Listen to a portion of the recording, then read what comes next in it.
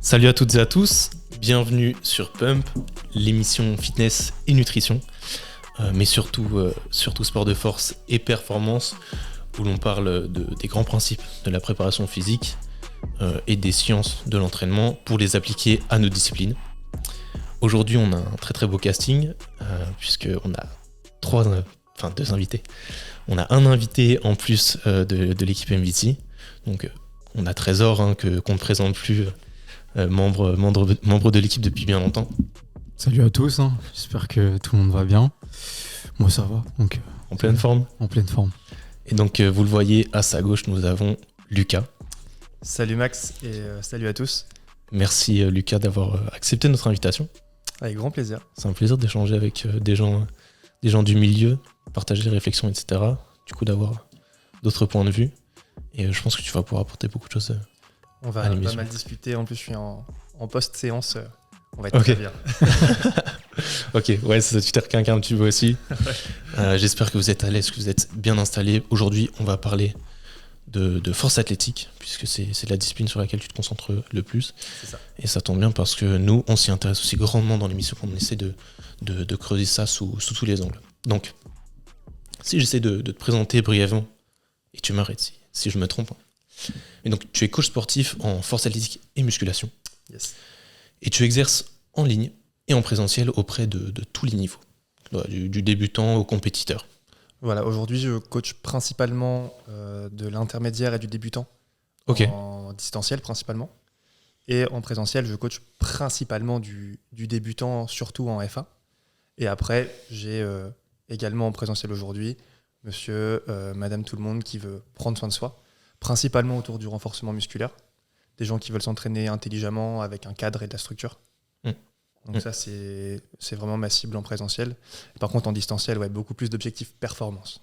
Ok, donc distanciel, programmation, accompagnement en compétition. C'est ça, exactement. Et je vais même faire un petit peu le distinguo entre du coaching en ligne et de la programmation en ligne. Ok. Pour moi, aujourd'hui, il y a beaucoup de programmateurs. Et je pense que l'aspect coaching, donc vraiment dans le mot accompagnement, il a besoin d'être exploité. Ok, intéressant. Tu te retrouves sur ça? Ouais. Tu vois la nuance qui est mettre? Ouais, je suis d'accord. Donc c'est un peu impersonnel la programmation en fait. Ça manque d'une dimension humaine. Ça manque d'une dimension humaine. D'un contact vraiment... en fait. En fait, je pense qu'aujourd'hui, les coachs en ligne, mais on aura le temps d'en reparler, traitent avec tellement de sportifs qu'ils ont quelques favoris, avec qui ils vont échanger un petit peu plus et mettre en avant un petit peu plus. Mais si tu veux vraiment garder un retour et une dimension humaine, je pense qu'il y a vraiment la place d'aller chercher plus loin. Ouais. Et encore une fois, c'est l'enjeu d'optimiser les outils que tu mets en place, que tu utilises pour tes suivis. Et c'est pas évident pour ces disciplines-là. Donc, 8 ans que tu t'entraînes dans les sports de force, grossièrement. Yes. Ouais, 2 ans. J'inclus la musculation dedans. Ouais, c'est ça, les sports de force, l'entraînement en résistance en fait. 2 ans du coup que tu te spécialises, que tu te concentres sur la FA. Yes. T'es passé par l'haltérophilie. Ouais. D'ailleurs, par la SPTT de Lille. On salue, également, si jamais ils sont là, on les salue. T'as fait aussi du football américain. C'est comme ça que j'ai commencé les sports de force. Ouais, c'est ça qui t'a motivé à commencer ces disciplines-là. En fait, on m'a mis sur les rails pour de l'amélioration de performance, un peu type prépa physique. Ok. Et écoute, le gros coup de cœur. Et du coup, on y est depuis un moment maintenant. Ouais. T'as joué chez les Vikings ? J'ai joué chez les Vikings de Villeneuve-d'Ascq, petit big up. J'étais receveur à l'époque, mais je faisais 25 kilos de moins. Putain, c'est ça que j'avais demandé, ouais. Receveur. Ouais. Ok. Ouais, je sais que j'ai des collègues, des copains qui écoutent, qui font du football américain, du coup, petit big up à l'équipe de Villeneuve-d'Ascq. Et aussi, ouais, tu t'entraînes sur les mouvements de street lifting, et ça, c'est intéressant. Par contre, il y a un mouvement que tu n'entraînes pas. Coupé. Il y a un mouvement que tu n'entraînes pas. Il y a un moment que je ne traîne pas. Moi, je l'entraîne vraiment avec les mouvements de street, plutôt dans un but de renfort et amélioration de perf en transmission sur la F1. Donc, d'abstraction. J'avoue que le muscle-up, il passe un petit peu à la trappe. Ouais, ça peut se comprendre. Et pourquoi ça ? Enfin, c'est une question toute simple. Mais... Je trouve que c'est un mouvement qui est très technique, qu'aujourd'hui, tout ce qui va être schéma nerveux, je vais plutôt focus sur de la FA. Ouais. Et je trouve que le mouvement avec inertie sera moins intéressant en termes de transmission sur la FA. Ok. Ouais. Ouais, en gros, là, toi, tu utilises le street pour finalement créer une sorte de base et un potentiel de force qui sera potentiellement transférable sur ta FA, quoi. Exactement. Ok, t'as un bon transfert des tractions à la F1. Alors, je vais reprendre la question un peu à l'envers. J'ai un très bon transfert entre les dips et le bench, par exemple. Ouais. Par contre, traction, ça reste un mouvement plaisir, ok. Mais ton grand dorsal qui est engagé dans les 3 mouvements de FA, c'est aussi intéressant, je trouve, de le bosser plutôt du coup en concentrique avec du gros mouvement, alors qu'en FA, il est vraiment présent en ISO, hein, avec des gros efforts de stabilité. Ouais, je suis d'accord. Mais pour moi, Je te retrouve sur ça. un dos fort, ça va te rendre essentiellement plus fort sur les 3 mouvements. Ouais. Après, il faut voir le volume, comment tu gères, comment tu le répartis, en fonction de l'objectif. Mais c'est vrai que c'est intéressant. Donc ouais, voilà, tout ça fait qu'on te reçoit aujourd'hui pour parler du coup de FA, ton ressenti sur l'évolution de la discipline, les méthodes aussi que toi tu appliques, que tu mets en place pour tes suivis, tes coachings. Donc Trésor, il t'a préparé quelques questions pour tes méthodes de travail, du coup, Trésor. Dis-nous. Ouais, du coup, moi, tout le monde, non. Peut-être les seules personnes qui nous écoutent doivent savoir, je pense, que je m'intéresse beaucoup à la programmation. Donc moi, déjà, la première question, ça va vraiment être en rapport avec ça. C'est un petit peu quel principe, toi, tu utilises ou tu suis, ou quelle même philosophie un petit peu d'entraînement, même si, j'aime pas trop ce mot-là, parce que ça a tendance un petit peu à nous sectariser un petit peu dans une méthode. Ouais. Mais juste comme ça, globalement, quel principe toi tu utilises et sur quelle base, en fait, on va dire informationnelle, tu te bases pour justement régir un petit peu ces entraînements-là? Ouais, je vais même développer un petit peu ma réponse si ça te va. Ouais. Aujourd'hui, j'utilise une méthode qui est assez utilisée en prépa physique générale, qui va se diviser en 3 parties. Une en préparation physique généralisée, ensuite sur de la prépa physique spécifique, et finir sur du picking ou de l'affûtage. Si je viens diviser un petit peu ces 3 blocs, la PPG, on va en profiter pour mettre pas mal de renfort, travailler les chaînes faibles, et surtout ce qui va être SBD, avoir plutôt un volume et une intensité croissante. En spécifique, on va tout doucement, comme le nom l'indique, se concentrer sur nos mouvements SBD, pour parler de FA, avec justement un peu une inversion des courbes du volume qui va diminuer pour augmenter l'intensité, et finir sur une phase un petit peu pré-compétitive, donc de picking, avec là donc nos pics d'intensité, pour aller chercher un peu un plateau de meilleur niveau quand on arrive le jour J ou du test de compétition à l'entraînement.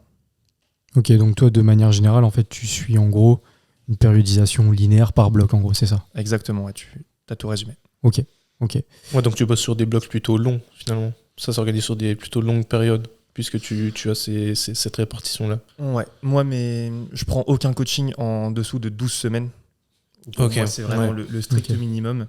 Mais par exemple, un athlète que je prendrais d'un niveau 0 avec qui on démarrerait, j'utiliserais même une prog quasiment sur 16 semaines pour avoir le temps de créer des grosses fondations, surtout s'il débute en F1, pour aller chercher un vrai plateau de meilleur niveau au bout de 15-16 semaines. Ok. Et moi, j'ai une question aussi. Quelle est, par exemple, parce que comme tu as parlé de débutants, quelle est un petit peu ta vision des choses par rapport à tout ce qu'on appelle un peu l'hyper-spécialisation? Donc vraiment essayer d'être hyper spécifique très rapidement. Toi, qu'est-ce que tu en penses? Est-ce que toi, tu essaies vraiment de quand même avoir un mélange assez homogène entre justement le renforcement global et les mouvements spécifiques, ou vraiment tu as peut-être pas tendance, mais parfois tu as peut-être, selon le contexte, utilisé beaucoup de spécifiques sur le départ? Alors, très bonne question. Et je ne suis pas du tout fan de l'hyper spécifique, surtout en FA, où je trouve que si on manque d'harmonie, on va automatiquement développer des chaînes faibles. Donc je suis assez partisan d'avoir une grosse phase de renfort, surtout en PPG, pour aller justement bosser nos chaînes les moins fortes. Moi, j'aime bien la phrase qui nous dit « on est aussi fort que notre chaîne la plus faible ». Donc aujourd'hui, en FA, j'apprécie énormément le renforcement, je trouve qu'il en faut, sans exagérer, pour rester assez spécifique et en fonction du bloc, on est d'accord. Mais non, ceux qui prônent le SBD only, ce n'est pas trop dans ma manière de faire, en tout cas. Ok, Et de manière générale, deuxième question, plus par rapport justement au mouvement spécifique, est-ce que par exemple tu as tendance à entre guillemets utiliser pas mal de variations sur le départ pour essayer justement d'augmenter un petit peu le potentiel sur plusieurs facteurs, on va dire entre guillemets, sur le mouvement spécifique, ou tu as tendance justement à être vachement spécifique aussi sur le départ, être vraiment only comp, ou vraiment tu peux apporter des variations, après c'est contextuel bien sûr, mais c'est juste pour savoir à titre indicatif, quoi. Est-ce que pour toi, variation, tu entends par exemple un changement de tempo ou alors plutôt un high bar au lieu d'un low bar? Ouais. Dans les deux cas, pour moi, c'est une variation. Ouais. Ok. Et ben dans ce cas-là, ouais, j'utilise pas mal de variations. Je trouve que rien qu'avec du tempo, on peut aller mettre l'accent sur des moments du mouvement qui sont beaucoup plus difficiles. Et par exemple, des lifters qui auront un sticking point un petit peu très important. Je trouve que le tempo, il va vraiment faire du bien. Et rien que nerveusement pour apporter plus de connaissances à son pattern, il faut pour moi mettre des variations. Ok. Surtout pour du débutant, là où un expérimenté, voire très avancé, pourrait faire des blocs avec du comp only. Ok. Donc, ça paraît logique, mais du coup, généralement, les variations, tu l'utilises pour un point précis, spécifique. Tu vas pas forcément l'utiliser de manière intuitive, on va dire. Tu vas genre cibler ou analyser un point qui va être spécifique, qui va être important à améliorer. Du coup, tu vas essayer d'adapter en fonction de ça. Yes, c'est bien ça. Exactement. Tu vois, si je viens imager par exemple un athlète qui aurait une pose complètement instable sur son développé couché, je lui mettrais sûrement dans sa prog du 2 ou du 3 CT, donc 3 secondes de pause à la poitrine entre ses reps. Okay. Là où un lifter qui aurait énormément de mal à garder une dépression scapulaire au bench, donc du maintien au niveau de son dos, je lui mettrais par exemple du Larsen bench press, donc un développé couché avec les jambes tendues, pour mettre justement l'accent sur le maintien de la chaîne scap. Ok, d'accord. Et au sujet de la fréquence des mouvements, est-ce que par exemple toi tu as une fourchette un petit peu entre guillemets générale que tu utilises entre guillemets avec les débutants, ou ça varie vraiment en fonction du contexte? Est-ce que vraiment tu es constamment sur une fréquence par exemple de 2, je prends un exemple assez concret, ou est-ce que ça diffère en fonction justement du niveau de la personne? Oui, déjà ça va différer, et en fait tout le bloc de PPG il va me permettre, donc on va dire de 4 à 8 semaines grosso modo, me permettre d'avoir pas mal de data sur comment récupèrent les athlètes sur leurs mouvements. Grosso modo, moi j'aime bien commencer avec 2 squats, 2 terres. Ok. Et minimum 3 bench. Ouais. Ok. Pourquoi? C'est parce que tu as remarqué que généralement en dessous de ça, il y avait potentiellement des gains qui étaient un petit peu plus faibles? En dessous de ça, pour moi, on est vraiment loin de l'optimisation. Okay. Et en fait, au développé couché, on récupère assez vite. Surtout quand on se met une fréquence qui est plutôt volume, loin de l'intensité. Loin de l'intensité max. Donc pour moi, du bench, ça me choquerait même pas un mec qui bench 5 fois semaine. Hein. Ouais, pourquoi pas. Ouais. Pourquoi pas. Encore une fois, quand on parle de fréquence, c'est à mettre en relation avec le volume. 5 bench semaine, c'est pas 5 bench avec 5 séries sur jour. Et l'intensité aussi. Il faut voir faut voir aussi les variations qui sont mises en place. Moi, je voulais rebondir sur ça aussi, c'est comment tu places la programmation de tes variations par rapport du coup à tes blocs de PPG spécifiques, picking. Je le garde plutôt éloigné de la séance lourde dans la semaine. Moi, ce que j'aime bien, c'est faire bosser mes athlètes sur du... En gros, on est quand même en sport de force. Il faut quand même aller chercher de l'intensité, peu importe le bloc. Moi, ce que j'aime bien, c'est par exemple bosser sur du triplé en PPG, monter sur du doublé en PPS et vraiment du single pur en picking. Ça ne m'empêche pas d'en mettre avant, mais on va dire si je donne une idée générale. Aujourd'hui, tous mes mouvements en variation, moi, j'aime bien les avoir en fréquence 1 dans la semaine. Première fréquence, boum, de la variation. Si tu en as 3, le deuxième en volume. Et du coup, la dernière en intensité. Ok, donc tu mets ça et en PPG, et en PPS, et en picking. Picking moins. Ok. Pour moi, on doit être vraiment sur du spécifique. Mais PPG, PPS, il y a de la variation. Ouais. Okay. Tu as plus en PPS, si jamais la PPG te permet d'identifier des problématiques, que ce soit techniques ou des déficits de force sur une certaine portion du mouvement. Du coup, plus sur la PPS. Exactement. Ouais. Okay. De toute façon, pour moi, la PPG, elle est vraiment là pour créer un petit peu de la masse, si je parle vulgairement, pardon, et vraiment récolter de la donnée. Ouais, une base de travail en fait. Ouais, ok. C'est pour ça que... Pardon, je te... Non, vas-y. C'est pour ça qu'on va dire, moi, quand je récupère des athlètes, leur PPG est assez proche sur les 2-3 premières semaines. Ok. En fonction de leur planning, de l'expérience qu'ils ont, etc.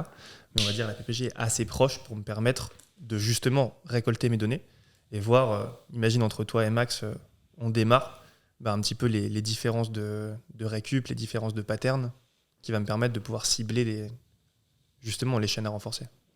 Ok. Et moi, je voulais savoir aussi par rapport au renforcement, parce que c'est vrai qu'il y a... Enfin, moi, j'ai remarqué un petit peu dans le milieu, c'est qu'il y a deux visions un petit peu distinctes, c'est-à-dire qu'il y a une vision qui, plus on se rapproche justement du spécifique ou par exemple de l'échéance, où on va justement avoir tendance à vraiment diminuer, voire même enlever complètement le volume de renforcement. Et il y a aussi l'autre vision dans laquelle moi, potentiellement, je me retrouve peut-être un petit peu plus, c'est dans laquelle où j'essaie vraiment même, je garde la majorité un petit peu de mon volume au niveau du renforcement assez tard dans la programmation. J'aimerais bien savoir, toi, où est-ce que tu te situes et aussi pourquoi est-ce que tu penses cette chose-là. Dans la phase pré-compétition, c'est ce que tu as dit. Ouais. Okay. Pour moi, là, le renforcement, on va vraiment le diminuer au minimum. Si j'ai vraiment des chaînes très faibles qui m'empêchent de développer de la force sur un certain mouvement, pourquoi pas en garder un petit peu. Mais généralement, on a tellement de volume, tellement d'intensité sur cette phase pré-compétitive que c'est dur de pouvoir garder du renfort et être efficace à côté. Okay. Tu vois, je vois si par exemple je prends un picking où mon athlète il a 3 SBD par semaine, où déjà mentalement ça va être difficile de s'accrocher, j'ai pas envie de lui plomber le moral et de lui faire des séances de 4 heures en lui mettant du renfort en plus. Ouais, ok, ouais, donc de manière générale, tu peux être amené justement à même enlever le volume de renforcement lorsque tu t'approches vraiment de l'échéance, quoi, c'est ça? Ouais, en tout cas, je le réduis vraiment au strict minimum.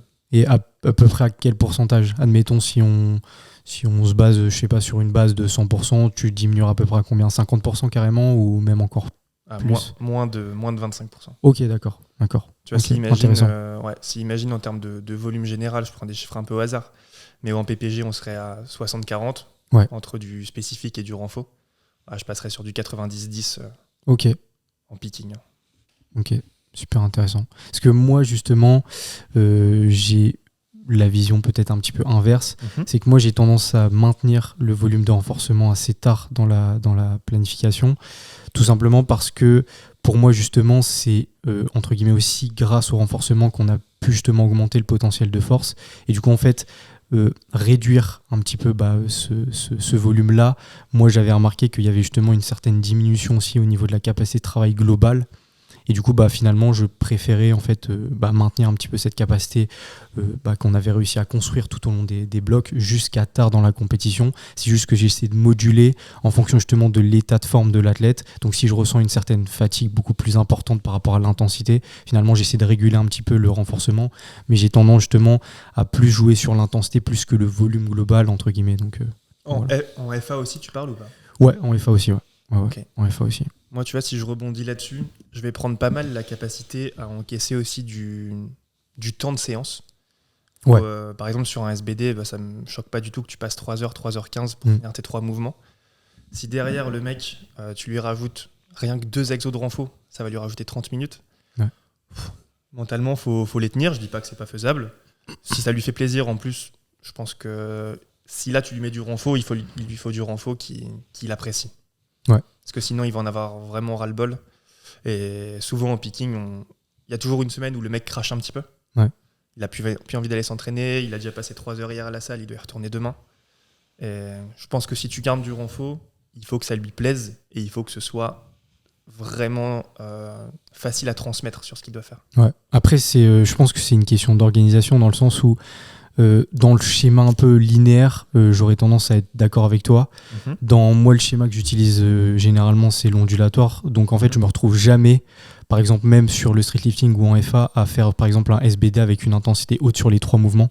Donc finalement, en fait, comme je cycle l'intensité intra-hebdomadaire, donc intra-semaine, en fait, ce contexte-là dans lequel il a une séance hyper longue avec de l'intensité qui est vraiment hyper importante sur chaque mouvement, en fait on s'y retrouve jamais.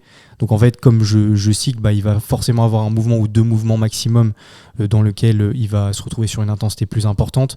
Il y aura forcément un jour où il y aura une spécificité, donc finalement soit sur les mouvements de street ou soit sur un SBD, mais du coup ce jour-là j'essaie de cycler justement et de diminuer un petit peu le volume de renforcement, mais dans la semaine généralement j'essaie de mieux le répartir, mais de tout de même rester sur un volume qui est relativement proche de ce qu'on a eu tout au long du bloc.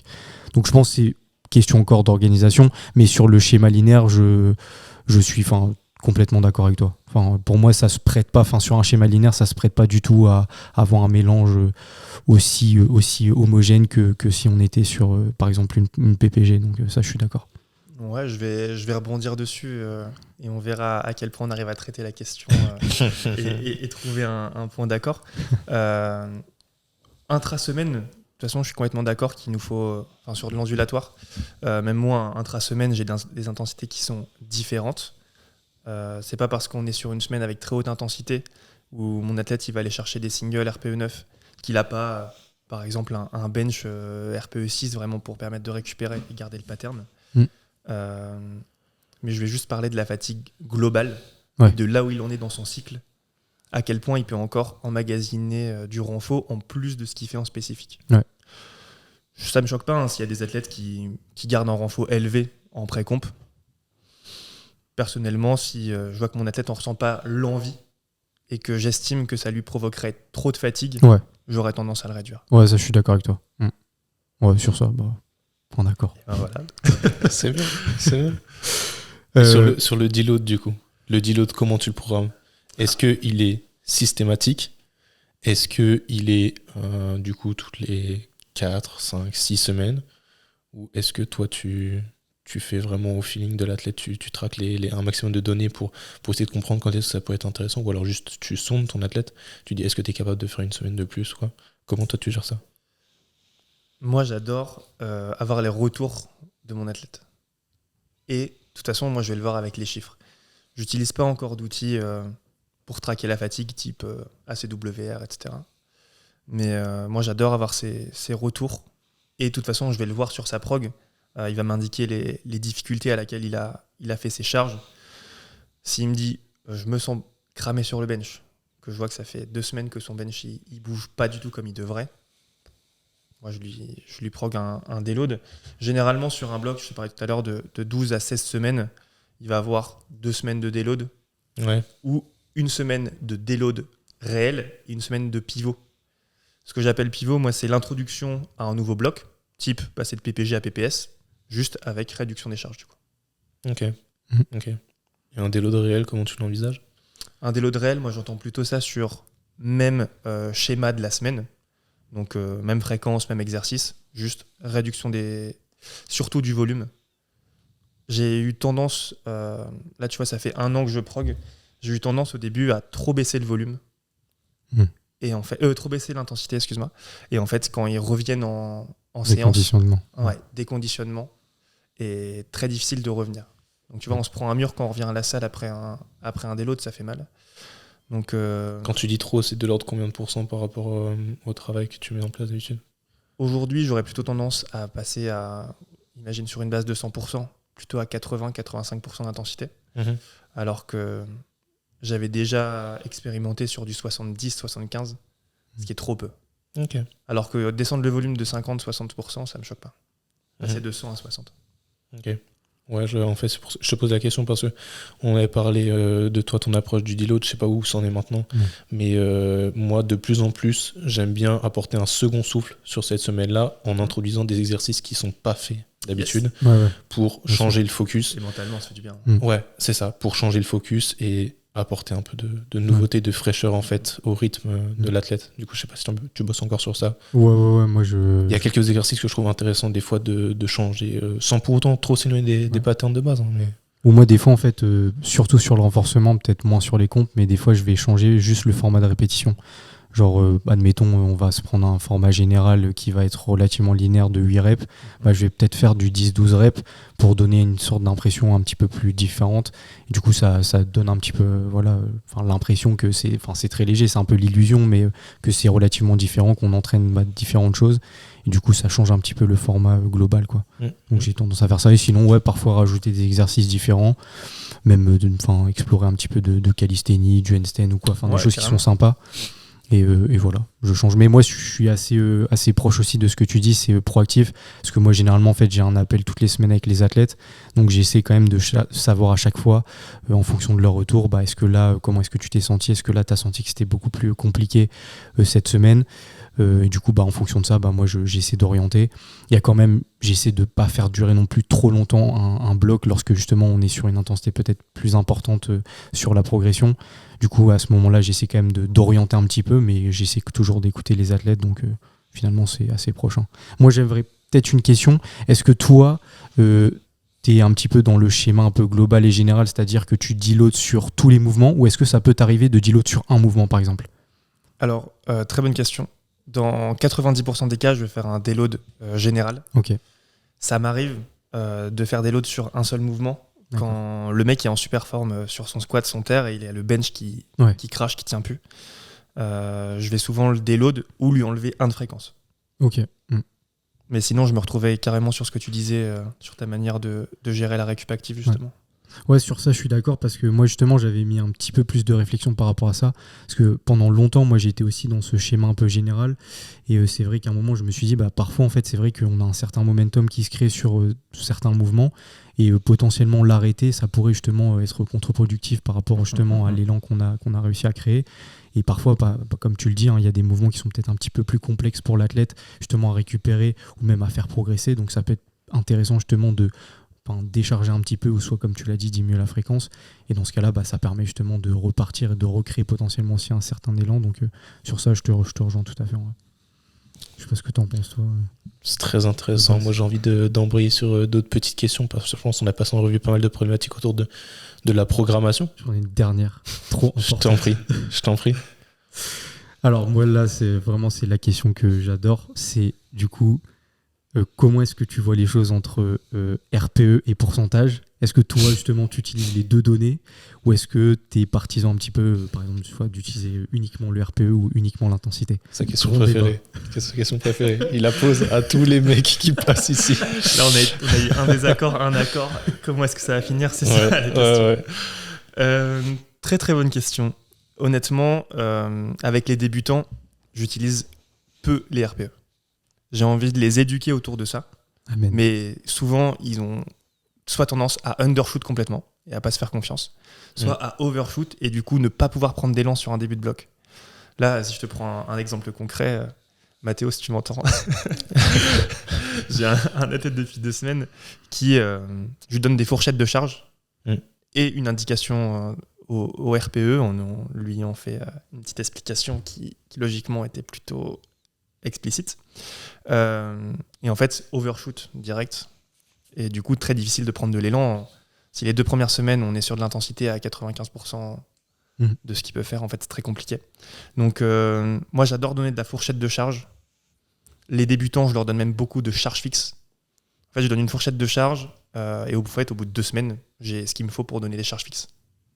Donc, j'utilise, du pourcentage.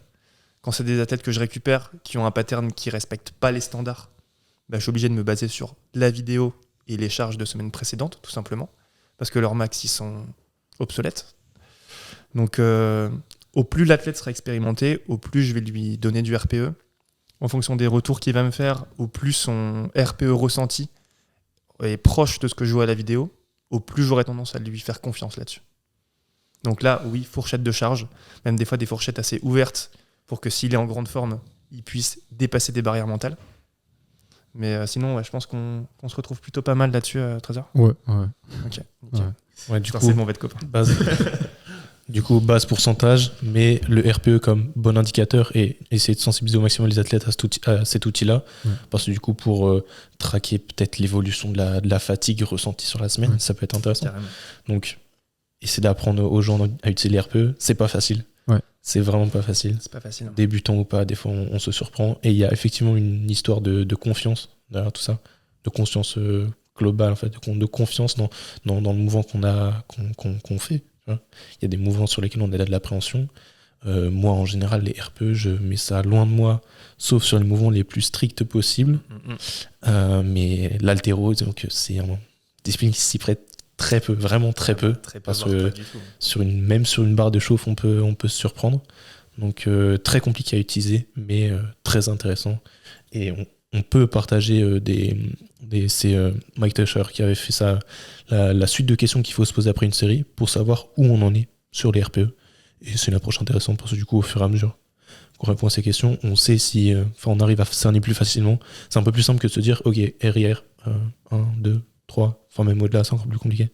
Ouais. Donc, on pourra peut-être partager ce document-là aussi. Et moi, j'ai une toute dernière question, après j'arrête. Comment est-ce que, parce que tu parlais justement d'analyse vidéo, toi, comment est-ce que justement tu arrives à objectiver un petit peu la corrélation entre potentiellement une analyse spécifique et le RPE? Est-ce que justement c'est uniquement par la vitesse concentrique? Parce que finalement, si tu n'as pas par exemple d'outils type VBT, ça peut être potentiellement compliqué. Donc peut-être donner peut-être des petites applications pratiques pour les gens qui pourraient s'intéresser à ça tout simplement pour justement réussir à mieux objectiver la donnée. Ouais, je vais répondre à ta question dans la deuxième partie de ma phrase. Okay. Moi, ce que j'aime bien mettre en place, c'est de temps en temps un AMRAP, tout simplement. Okay. Pour que l'athlète sache où il en est. Je vais lui mettre une charge à 80% de son max, AMRAP, ok. Et lui, il va apprendre à se connaître. Moi, je vais apprendre à le connaître. Et lui, il va savoir, ok, je pensais que j'en avais plus qu'une de réserve, j'en ai ressorti 3 derrière. Ok, donc ça veut dire qu'à telle vitesse, quand je me vois en vidéo, je peux en ressortir derrière. Ouais. Quand je ressens ça dans les jambes, quand je ressens cette vitesse, que ma vision elle commence à trembler, ça veut pas dire que c'est la fin. Ça veut dire que je peux en ressortir 2 derrière. Donc, encore une fois, et c'est ce que je vais répéter un petit peu là depuis le début du podcast, apprendre à se connaître, ça prend du temps. Et même pour moi, apprendre à connaître un athlète, ça prend du temps. Ouais. Donc, j'ai connu des athlètes qui changeaient de coach tous les 4-6 semaines. Si vraiment c'est l'accompagnement et le côté mental, très bien. Très bien. Ça peut ne pas fit avec un coach. Si c'est le côté résultat en performance, je pense qu'il faut au minimum faire 10-12 semaines avec un coach pour savoir si c'est la bonne personne pour être au niveau programmation.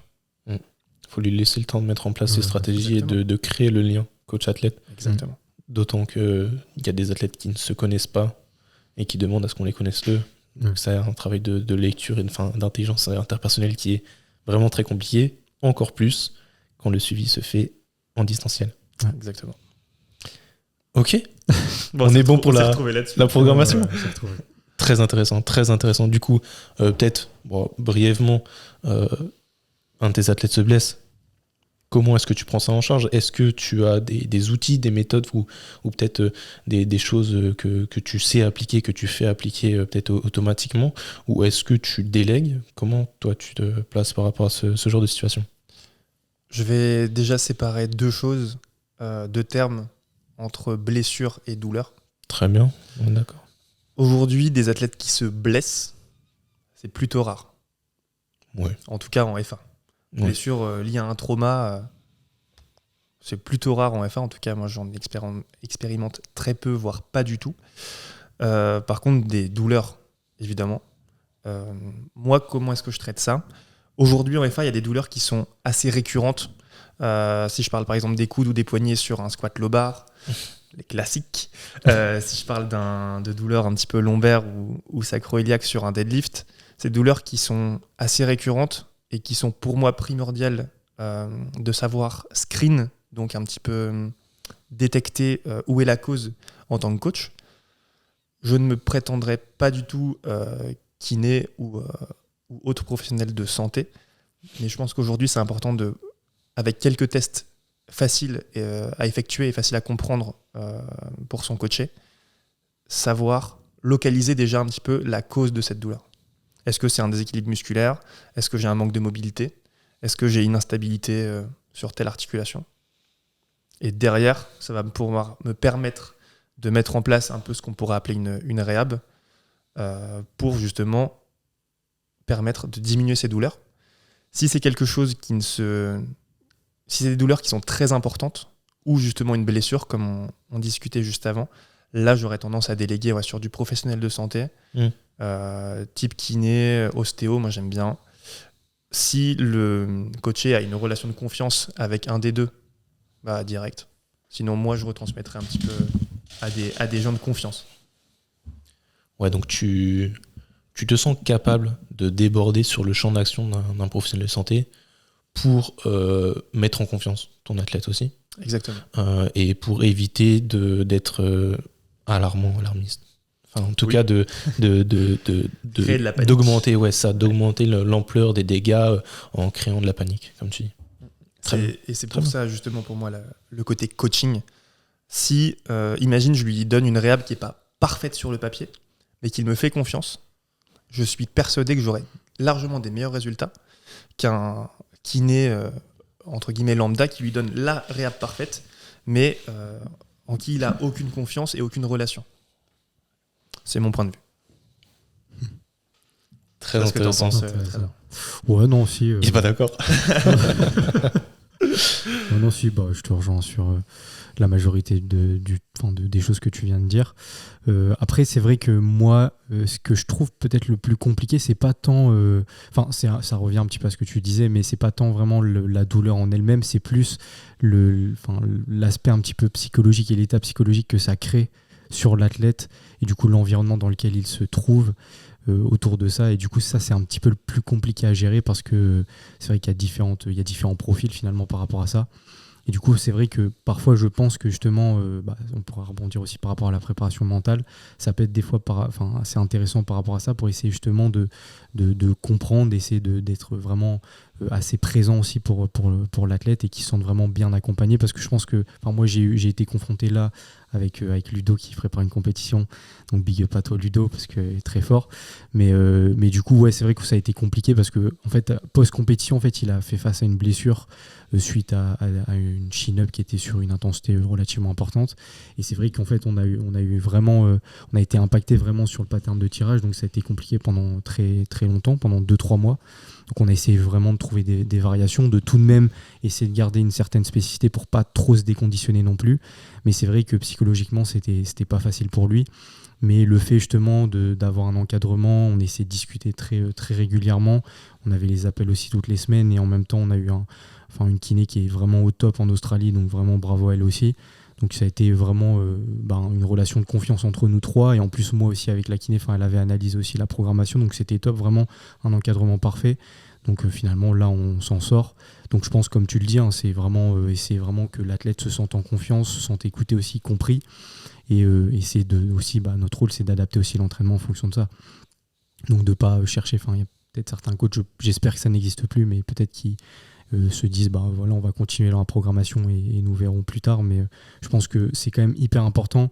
Moi, ça a été aussi peut-être une erreur que j'ai faite, c'était de prendre conscience qu'il y avait parfois peut-être des petites gênes et qu'on met un petit peu de côté, qu'on essaie justement de banaliser, alors que finalement c'est toujours important de les prendre en compte et c'est d'adapter quand même directement pour justement éviter qu'on arrive sur une douleur beaucoup plus importante et impactante. Donc, je rebondis là-dessus. Je pense que dès qu'on passe le moment où ton athlète et ton coaché il vient t'en faire part, ouais, c'est déjà que ça le gêne vraiment. Ouais, parce que du 1 ou 2 sur 10, ça arrive généralement qu'il garde pour lui et qu'en fait, rien que la séance d'après, il ne s'en tirera plus. Ouais, en fait, finalement, ce que tu mets en avant, toi, Trésor, c'est l'importance du cadre, mais du coup, on est tous d'accord sur ça. L'importance du cadre qu'on doit construire autour de l'athlète et dans lequel on doit essayer de le maintenir le plus possible pour éviter que, justement, suivant le profil, il en sorte en se disant « je suis foutu pour ce bloc » ou « je n'arriverai jamais à performer sur ce mouvement » ou quelle que soit la phrase qui se dira, le dialogue interne qu'il mettra en place. Mais du coup, essayer de mettre en confiance par le cadre qu'on crée autour de l'athlète. C'est peut-être ça le plus important, en fait, pour réussir à bien appréhender la douleur, là où les douleurs. Et puis même en fonction du contexte, moi, ce que je trouve important aussi, c'est au moins essayer de lui redonner un petit peu une sorte de schéma de progression à travers sa base actuelle, c'est-à-dire que même s'il est face à un schéma douloureux, essayer quand même de lui remontrer qu'il y a quand même un schéma de progression et on peut essayer d'arriver à quelque chose d'intéressant et ensuite de retrouver du comp et du coup essayer de lui redonner une sorte de motivation par rapport à ça et de pas uniquement focaliser un petit peu l'attention sur la douleur mais du coup de le prendre en compte et malgré justement l'adaptation, essayer de quand même faire progresser aussi l'adaptation et ça c'est hyper important. Ouais, carrément d'accord. Excellent. Moi, du coup, on rebondit un peu tard, mais C'est vrai que tu voulais en parler et c'est toujours intéressant d'aborder ça. La préparation mentale. Yes. Comment est-ce que toi tu envisages ça? Ça, du coup, le cadre dont on parle, le dialogue interne qu'on va essayer de surveiller, toutes ces choses-là, on a un peu abordé la question, mais toi, c'est quoi les points que tu essaies de travailler le plus pour la préparation mentale de tes athlètes? Je pense que ça reste des choses assez simples qui sont vraiment de le rassurer. Je veux qu'ils se sentent accompagnés, qu'ils se sentent dans justement un milieu structuré et rassurés dès qu'il y a quelque chose qui sort un petit peu de ce cadre. On parlait des douleurs juste avant. Pour moi, un athlète qui est rassuré sur ses peurs de ne pas pouvoir repratiquer son mouvement, de ne pas pouvoir revenir à une certaine intensité, c'est déjà 80% du taf qui est fait. Si je viens parler de prépa mentale, pour moi, le rôle du coach, c'est déjà d'être là dès que le coaché a des doutes. Et si je parle que ce soit à distance ou même en compétition, garder un discours qui est très positif. Rien que par les mots utilisés, on sait qu'il y a un poids derrière. Et c'est déjà prouvé, c'est beaucoup plus intéressant de dire « tu vas y arriver » que « tu ne vas pas rater ». Et rien que ces petites choses... Pas de négation. Pas de négation, moi je suis contre. On est d'accord. Je ne suis que pour que les mots positifs et surtout des mots qui vont impacter. En fonction des athlètes, je sais qu'il y a des gens qui aiment bien penser à juste un mot-clé avant un lift. Ok, rigide, dos dur, je me grandis, peu importe. Et je trouve que le coach doit savoir ce qui impacte son athlète. Il y a des athlètes qui vont arriver sur leur barre avec beaucoup d'agressivité, d'autres avec justement un très grand calme. Et c'est pour ça que moi j'aime bien connaître mes athlètes depuis un moment, parce que je sais dans quel mood il va falloir les amener sur leur barre. Et comment adapter ton discours. Exactement. Très important. Moi, ça me choque pas du tout qu'un coach il soit en salle de chauffe à limite gueuler sur un athlète et le mettre dans un mood assez agressif. Et juste après, parler super calmement et juste mettre la musique à son athlète d'après, quoi. Ouais, c'est ça qui est intéressant. On peut dégager une forme de profil d'athlète auquel on doit s'adapter, adapter notre discours, adapter notre prise en charge, si je peux dire ça comme ça, pour le mettre dans des bonnes conditions mentales. Exact. Et bon, ça c'est intéressant, c'est des petits copings pour se concentrer, mais les mots-clés qu'on va mettre avant un lift, peut-être les gestes ou la routine de placement. On voit certains athlètes qui dansent beaucoup, qui ont avant le deadlift, qui ont des mimiques avant le deadlift, etc. Ça peut paraître un peu ridicule pour les non-connaisseurs, mais quand on essaie de comprendre la démarche qu'il y a derrière, c'est une forme de préparation mentale, c'est une forme de préparation à la performance. C'est des gens qui se mettent dans un cadre qu'ils connaissent, dans un cadre qu'ils maîtrisent, et qui les met en confiance finalement pour qu'ils soient capables d'exécuter le plan technique qu'ils ont essayé d'internaliser, d'automatiser. Et juste pour parler de ça, c'est pas que en FA du tout, hein. Tu vois ça dans tous les sports. Tu vas voir Rafael Nadal avant son service. Le fameux. Il va se coiffer à droite-gauche. Et ça te permet d'être dans quelque chose que tu connais. Ouais.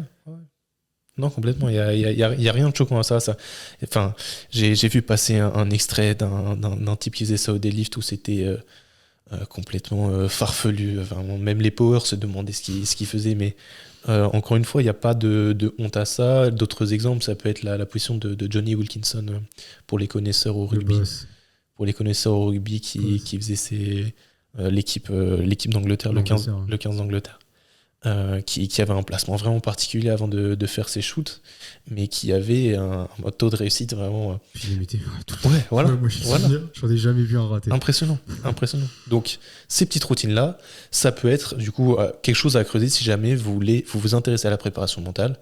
Ça et peut-être les mots-clés que vous balancez, qu'on vous dit autour de vous. Et n'hésitez pas à communiquer ça autour de vous. Moi, en haltéro, puisqu'on est un peu plus libre dans la salle où on s'entraîne, il y a des gens qui s'amusent à crier, à motiver comme ça, parce que ça fonctionne comme ça. Faut savoir que des fois, on réagit pas forcément bien à ça. Donc, votre entourage vous aide beaucoup. Des fois, ils veulent bien faire, des fois, ils font mal. N'hésitez pas à leur dire quand vous préférez qu'ils vous parlent pas. Et du coup, là, on sort un peu du cadre coach-athlète, mais vraiment juste l'entourage. Ou dites-leur si jamais vous aimez qui vous gueulent dessus, qui mettent des claques dans le dos, qui frappent, machin. Ça fait pas mal de bruit parce qu'il y a des gens qui se mettent des coups de taser Ouais. En power et Arrête. en haltéro aussi. En haltéro aussi, ils sont venus à le faire. Qui se tire au taser. Donc, bon, ça, c'est un extrême. C'est pour l'exemple. Hein, mais... Ouais, bah, attention. Fais un petit disclaimer, quand même, s'il te plaît. Pas de problème. Voilà, c'est ça. C'est vraiment pour l'exemple. Mais non, savoir que la hype, ça se gère aussi. Hein, et pour bien la gérer, il faut que votre entourage soit au courant de comment vous voulez la gérer. Il faut faire quelque chose qui soit vraiment personnel. C'est pas parce qu'on a vu un tel une petite danse avant son deadlift, donc ça marche Exactement. bien, qu'il faut s'inventer une personnalité non plus. Il y en a très bien qui ont aucune routine, on va dire extravagante, et qui performent comme pas possible. Hein. Moi, je dirais profiter de l'entraînement pour essayer. Bien sûr. C'est le but aussi. Des fois, on passe à l'entraînement seulement pour juste respecter la prog, etc. Mais c'est important d'essayer de dessiner le cadre dans lequel on se sent bien, dans lequel on est prêt à performer pour retranscrire ce cadre après en compétition, si jamais il y a compétition un jour. Ok. On a passé en revue pas mal de questions. Je pense que les gens savent maintenant les choses que tu aimes mettre en avant dans tes coachings, dans ta manière de travailler. Avant de passer aux actus de l'émission, on va parler un petit peu d'une grande compétition qui vous concerne. Petite question comme ça, parce que tu as parlé des outils brièvement. Est-ce qu'il y a un outil que toi, tu aimerais recommander, que ce soit aux coachs ou aux athlètes, que tu estimes peut-être un peu trop peu mis en avant, alors sous-côté si j'utilise les termes, pour progresser en FA ou pour améliorer la qualité des suivis en FA ou améliorer le plaisir à bosser dans cette discipline-là? Pour répondre à ta question, un outil en particulier, non, je pense qu'il y en a pas mal qui sont très intéressants. Tu as parlé très brièvement du VBT tout à l'heure. Ça peut être intéressant, mais pas à la portée, je pense, de tout le monde. Il faut savoir exploiter ces données aussi. Moi, si je devais répondre simplement à ta question, on a parlé de prépa mentale. Je pense que aujourd'hui, des gens qui veulent performer dans les sports de force, ils ont besoin d'être accompagnés, peu importe la dimension, que ce soit coaching par un professionnel ou juste encadrer ou s'entraîner avec ses proches.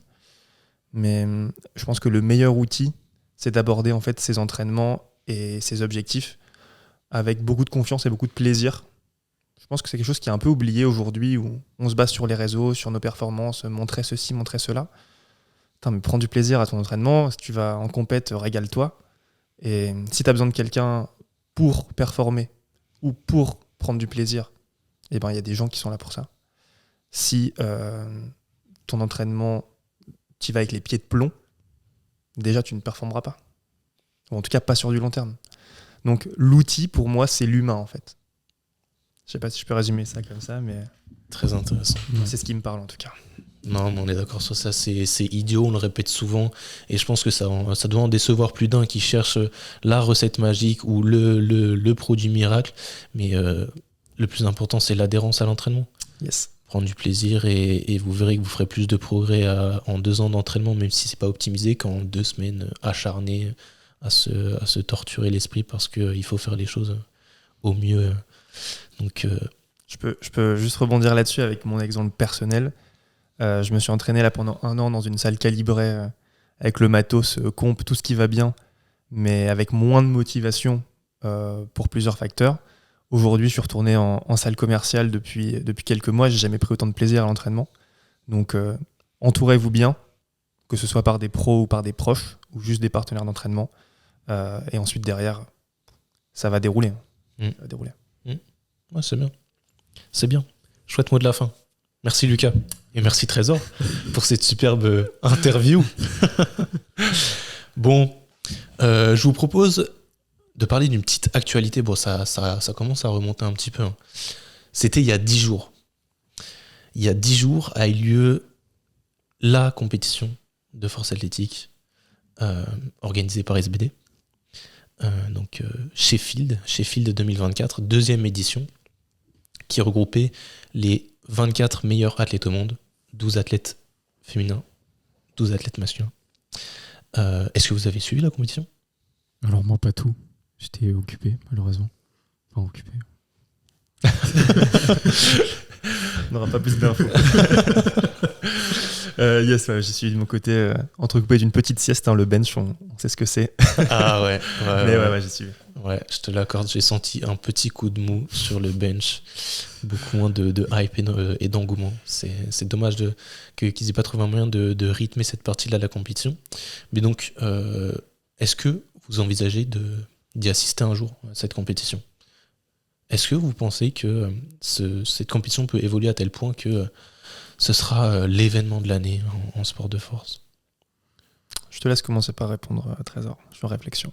Moi, je dirais, je pense pas vraiment, parce que, on va dire, entre guillemets, c'est assez monotone quand même si c'est, pour les passionnés, c'est assez satisfaisant et assez bien à regarder, hein, mais je pense pour le grand public, c'est pas forcément le plus ludique, parce que ça reste quand même assez monotone, assez long aussi, parce qu'il y a beaucoup d'athlètes et on revoit à chaque fois tout le temps la même chose, on va dire. Donc c'est vrai que sur ça peut être compliqué un petit peu à démocratiser. Mais après, je pense que moi j'ai trouvé quand même la forme de l'organisation, elle était vraiment intéressante, même la manière dont c'était présenté, moi j'ai quand même pris pas mal de plaisir, donc je pense qu'à ce niveau là ça pourrait potentiellement être un petit peu plus visionné, je pense, mais ça va quand même être limité, je pense. Je vais être un peu plus nuancé. Moi je trouve que ça peut vraiment donner une vision à du plus grand public.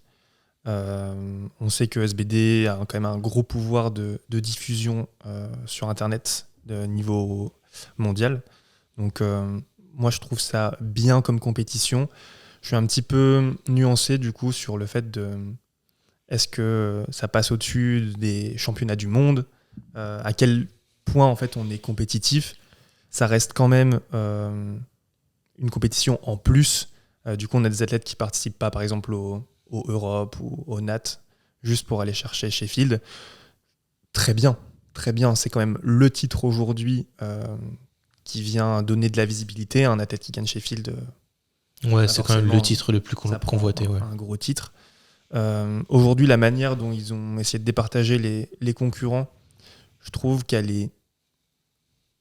c'est peut-être l'unique manière qu'ils ont pu trouver, mais forcément elle est un petit peu déséquilibrée. T'as des KT qui sont ultra compétitives. Justement, des 93. Justement, est-ce que vous sauriez expliquer du coup comment on fait pour départager des athlètes qui ne font pas le même poids, qui du coup ne sont pas dans la même catégorie, n'ont évidemment pas les mêmes performances? Comment eux ont fait pour départager les athlètes? T'as l'indice qui existe. Ouais. Qui présente aussi des limites. Qui présente des limites. De toute façon, je pense qu'on présentera toujours des limites. Pour départager un athlète en moins de 66 et un plus de 120 qui fait 180 kg. Ouais. Alors, du coup, le système de points, pour ceux qui n'ont pas suivi, il calculait jusqu'à combien de pourcents vous battiez le record du monde de votre catégorie. Admettons que vous soyez dans une catégorie où le record du monde au total est à 300 kg. Si vous faites 303 kg à Sheffield, vous êtes à 101% du record du monde. Et le but, c'est que ces 101% soient mieux que les autres participants, les 12 autres participants. Donc il faut savoir que là, la gagnante a fait 109% du record du monde, 109,29% du record du monde, et le gagnant a fait seulement 100,78%. C'est quand même la preuve que le côté féminin en FA, il est en train d'exploser et que les chiffres ont besoin d'être standardisés. Tu vois, là, moi, je le vois rien qu'à mon niveau. Une grosse avancée dans les sports de force pour le côté féminin, et je trouve ça génial. Aujourd'hui, une athlète qui veut atteindre, par exemple, les minima France, il y a quand même une bonne proportion qui, en 1 an et demi, 2 ans d'entraînement, y sera. Alors que pour un masculin, déjà y arriver en 3-4 ans de training, c'est belle perf. Ouais. Donc, je pense que, de toute façon, tous les ans, là, les minima augmentent. Surtout les minima féminins. Donc je pense qu'il nous faut encore une paire d'années pour que ce soit équilibré entre niveau homme, niveau femme. Mais forcément, tu le vois sur les chiffres. Mais c'est bien, ça avance et ça, je trouve ça super. Ouais, c'est ça qu'on peut se dire en fait. C'est le constat qu'on peut faire, c'est que finalement, c'est-à-dire que la discipline prend en popularité et que finalement les défauts d'une jeune discipline, à savoir que les records du monde établis sont encore trop peu représentatifs du niveau réel de l'être humain, ça c'est en train d'être bousculé, et ça évolue plutôt positivement. Mais moi, du coup, je suis allé regarder les records qui ont été faits cette année et l'année dernière. Agatha Saitko, qui a gagné Sheffield chez les femmes cette année. Est-ce que vous savez quelle place elle a fait l'année dernière? En quelle position elle est arrivée l'année dernière? Pas du tout. Je ne sais plus du tout. Elle a fait 12e. Mais non. Elle était Dans la dernière. même KT ou pas? Non, bah c'est pas l'histoire de KT, c'est à Sheffield l'année dernière. Elle était en même KT ou pas? T'as les infos? 76 et là j'ai pas la KT. Là, elle est en 69, si je dis pas de bêtises. Possible. Ouais, c'est ça, 69. C'est bon. Mais du coup, 69. elle a fait dernière féminine l'année dernière, c'est ça? Ouais, c'est ça. Pareil. Elle est junior. Hein. Donc, taux de gain en performance assez élevé. Ouais. Alors justement, l'année dernière, Jesus, qui a fait premier. Est-ce que vous savez quelle place il a fait cette année? Je pense qu'il a fait 11e, mais il était à une barre de passer premier. Donc, C'est ça. En fait, c'était tellement des gros jumps que forcément, il chope genre 4% par barre. Ouais. Et donc, vous voyez comment la compétition devient... comment cette discipline devient compétitive, même à l'échelle de juste mondiale, sans prendre en compte les KT. Savoir que celui qui performe le mieux, celui qui est le plus constant du coup sur ces deux compétitions, c'est Jonathan Kaiko, qui a fait deuxième 2 fois. C'est-à-dire qu'en compétition, il est fiable, mais est-ce que on peut se dire aussi qu'il y a une forme de progression, une forme de progression sur le très long terme qui se dessine, à savoir des fois c'est ton année, des fois c'est pas ton année, et en fait c'est difficile d'être très constant sur ta progression sur des périodes aussi élevées. Je peux commencer par répondre à Trésor ? Vas-y. Moi, j'allais justement dire que, en fait, c'est la preuve que c'est un match très stratégique. Et en fait, l'approche et l'annonce des barres, elle est super importante à Sheffield. Parce que tu te bats vraiment contre d'autres athlètes. Et pas ceux TACAT, contre tous les athlètes de ton sexe. Donc, super stratégique. Je pense que c'est vraiment ça la grosse différence avec les compétitions mondiales, européennes, NATS, où tu te bagarres juste avec ta KT. Là, tu vois, si on reparlait de Rezius, il nous loupe un ordre au bench, il perd 20 kills parce qu'il attend pas le rack. Du coup, il doit faire un énorme jump au terre, donc il fail. Tu lui mets 20 kilos de moins sur sa barre de terre, tu as 99% de chances qu'il passe premier. Donc, très stratégique. Et les jumps, le coach a énormément, à mon avis, de pression, ou en tout cas, la victoire et le résultat dépendent vachement de lui. Donc moi, c'est vraiment le mot avec lequel je résumerais Sheffield. C'est beaucoup plus stratégique et du coup plus compétitif, parce qu'on se bagarre avec 11 autres personnes, que les compétitions classiques. Ok. Ouais, je suis d'accord. Ok, ouais, donc finalement, ce qui se dessine dans les résultats de Sheffield, c'est pas tant la progression qu'ont réussi à avoir les athlètes, mais surtout leur capacité à bien gérer leur stratégie au jour J. Forcément, tu as leur niveau de forme, mais Ouais. Pour moi, c'est vraiment Parce de que la moi, je gestion, pense de la à gestion Priscilla, Priscilla Bavoil, top athlète française qui fait 2e cette année. Super. Alors que l'année dernière, elle a beaucoup moins brillé. J'ai réussi à sous les yeux, elle était 8e. Si je dis pas de bêtises, c'était prépa compliqué l'année dernière. Ouais, Je pense qu'elle est arrivée au blessure. match sans coach, etc. Possible. Donc, Blessure aussi. Ouais. Évidemment, puis entre le moment où ils reçoivent leur wildcard, donc leur accès et leur invitation à la compétition, et le moment où ils arrivent sur le match, il peut se passer tellement de choses qu'effectivement, des fois, on a des mauvaises surprises ou des super surprises comme le gagnant masculin. Mais oui, gestion de match pour moi qui vient vraiment mettre un point d'honneur sur la victoire.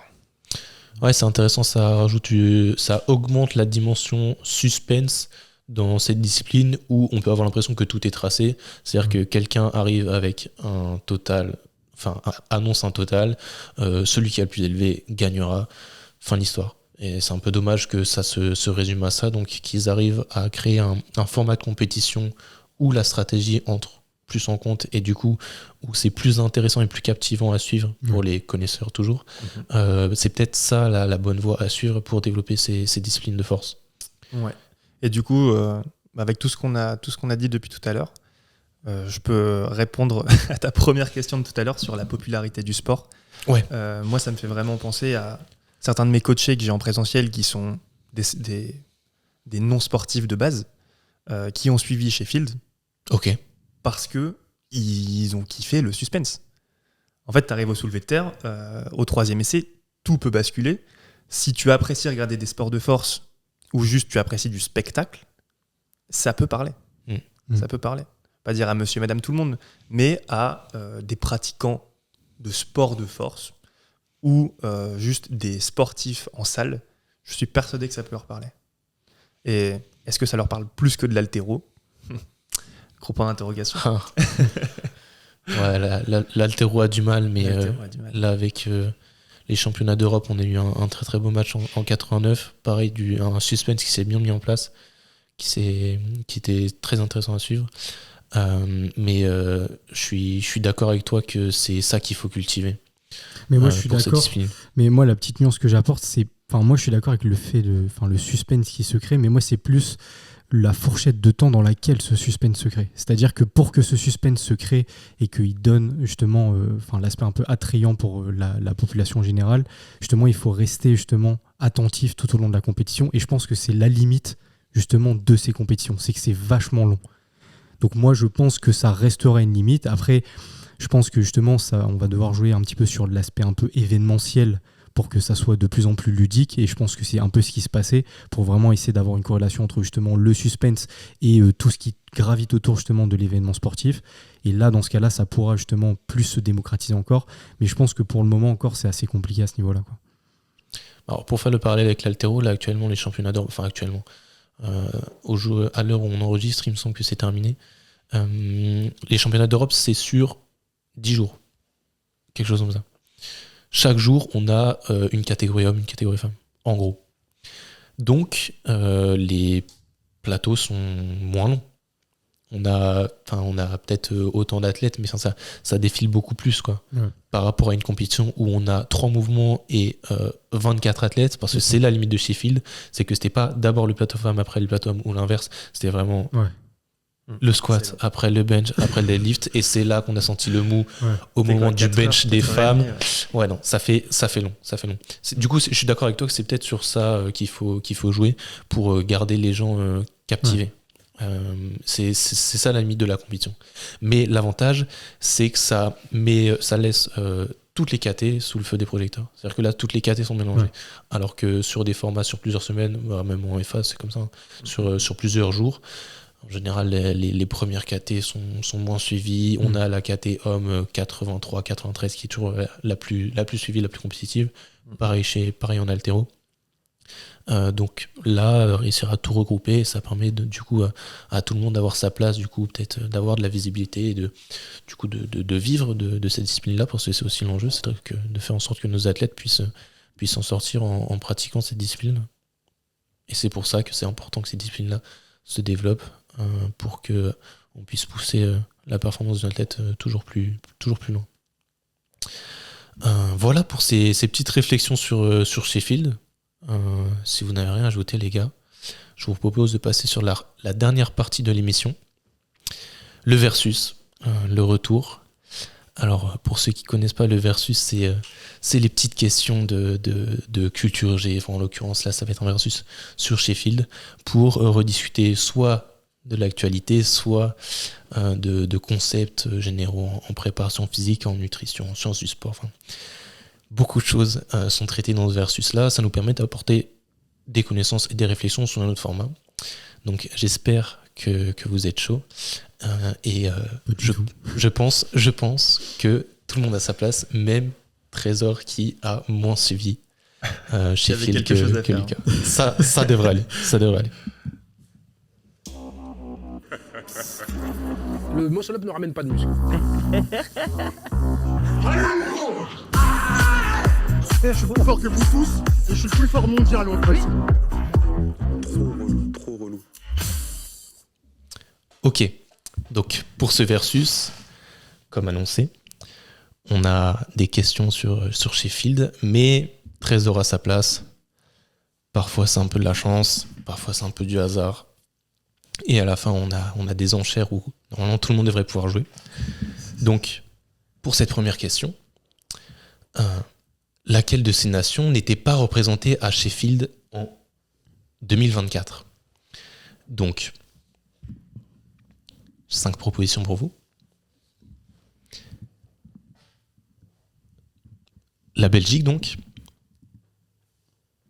l'Australie, la Guyane, le Canada et l'Italie.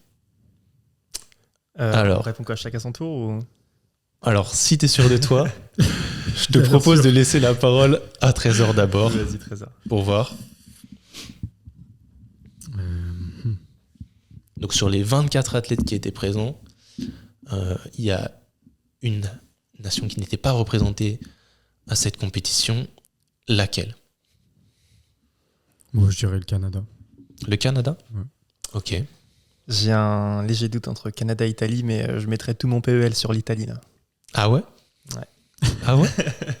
Quitte Eh bien, les je prends gars. des risques. Eh bien, les gars, personne n'a la réponse. Personne n'a la réponse. Arrête.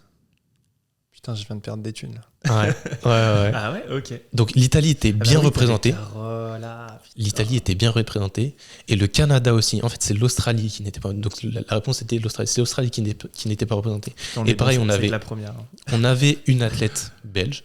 Et on avait un athlète guyanais qui a fait du beau spectacle aussi. Qu'on était. Incroyable. Ouais, très très impressionnant. Donc, ouais, pour ceux qui sont sur YouTube, il y a un petit peu de montage. Vous verrez les athlètes dont on parle. Et donc, pour cette première question, Lucas ne prend pas l'avantage. Non. Voilà. Magnifique. Voilà. Honte à moi. Donc, c'était l'Australie qui n'était pas représentée à Sheffield pour la deuxième édition. Chez les femmes maintenant, laquelle de ces nations est la plus représentée chez les femmes ? Là, un petit calcul à faire pour ceux qui connaissent les athlètes. Je vous propose soit la France, soit la Nouvelle-Zélande, soit les États-Unis. Alors, à votre avis ? Chez les femmes, je partirais sur la France. J'aurais dit pareil. Ouais, je pense que tout le monde est d'accord sur ça. Et c'est un peu surprenant parce que les États-Unis ont beaucoup d'athlètes, mais c'est beaucoup d'hommes finalement. Donc, ouais, la France avait 4 athlètes. Vous savez les citer ? Jacob, Lia, Tiffany Chapon. Et la dernière, c'était qui déjà ? Noémie Alabert. Ah oui, Noémie Alabert. Exactement. Qui est passé un peu à côté de sa combe d'ailleurs. Ouais, Dommage parce qu'elle a vraiment fait une super perf l'année dernière. Ouais, c'était très surprenant parce qu'elle était dans les meilleurs. Bah, il me semble que c'était elle qui était deuxième l'année dernière. Ou ouais, deuxième et Jade troisième ou l'inverse. Ouais, ça doit être ça. Son coach, Ouais. c'est Youssouf, non ? Encore ? Ouais, c'est ça. Ouais. Ouais, très très grande athlète, très impressionnante. Donc, et la Nouvelle-Zélande aussi qui a 2 athlètes chez les femmes. Intéressant de voir que cette nation-là arrive à sortir de bons athlètes. Faudrait creuser les méthodes d'entraînement là-bas.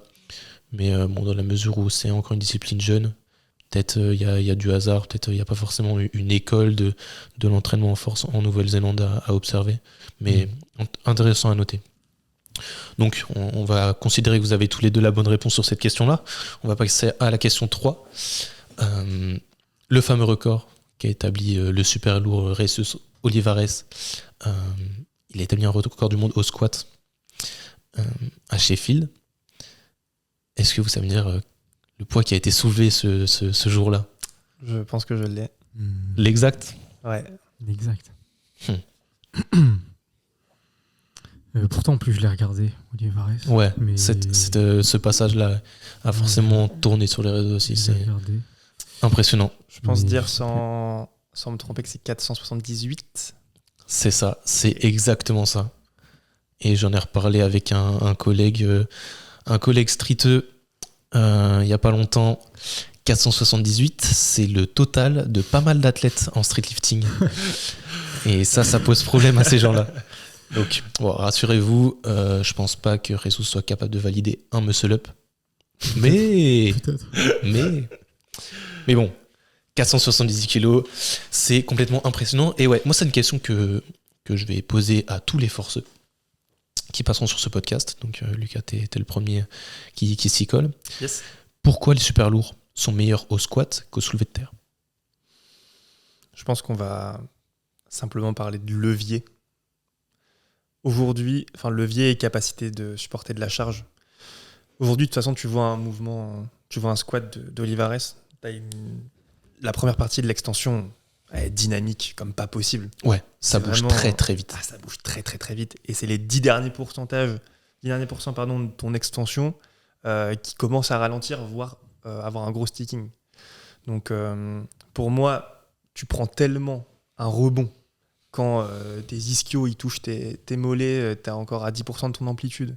Donc arrivé en bas, t'inquiète que tu prends un sacré rebond.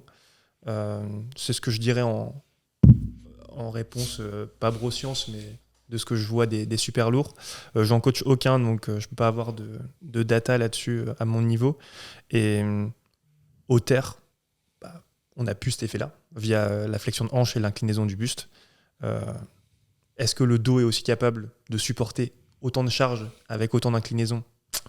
Question. Parce que là, il a tiré quoi, 400... C'était 409, je pense qu'il devait tirer, ou 429 ? Ouais, quelque chose comme ça. Sûrement 429, si je dis pas de bêtises, pour passer premier. Et avec la flexion de hanche que tu as, ça fait quand même pas mal de newtons sur tes petits disques. Hein. Je sais pas ce que tu en penses, Trésor. Ouais, une théorie, Trésor ? Moi, je dirais, c'est un peu ce que tu viens de dire. Je dirais c'est plus par rapport justement à l'énergie potentielle élastique accumulée et qui est potentiellement plus facilement restituable sur la concentrique, alors que sur le deadlift, finalement, il n'y a pas ce momentum qui est créé justement sur l'excentrique. Donc, on est sur du concentrique pur. Donc, je pense qu'il y a ça. Il y a aussi, comme tu l'avais dit, un peu sur la morpho-anatomie. Je pense que ça peut être un petit peu plus impactant, surtout sur la morphologie là, d'Olivares, sur du deadlift. Par rapport justement, ça c'était un peu une théorie qui avait longtemps été partagée. C'était par rapport au rebond qui était justement, qui se crée au niveau de la section moyenne du tronc, donc vraiment au niveau de la charnière abdominale tout simplement. Avec cette morphologie-là, ils avaient potentiellement peut-être cette facilité un peu à recréer ce rebond-là, alors que sur le deadlift c'est potentiellement un petit peu plus limitant. Donc je pense qu'il doit y avoir ces raisons-là. Après c'est compliqué justement à extrapoler en vrai. Intéressant. Ouais, une histoire de rebond, les masses charnues qui se rencontrent. Effectivement, le sticking point très haut qu'on observe chez les super lourds.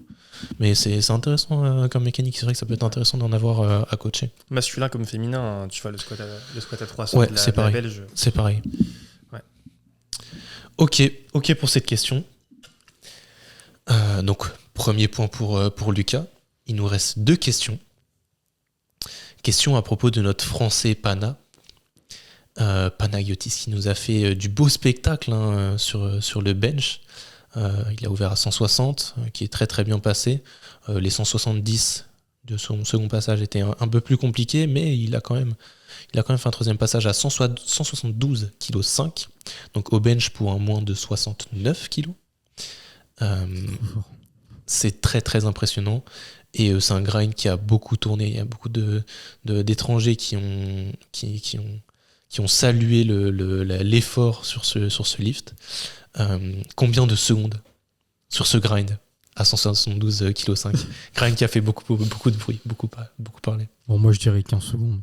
15 secondes ? C'est quoi, c'est le plus près ? Ouais, au plus proche. Je vais aller sur 8. J'hésitais entre 7 et 9.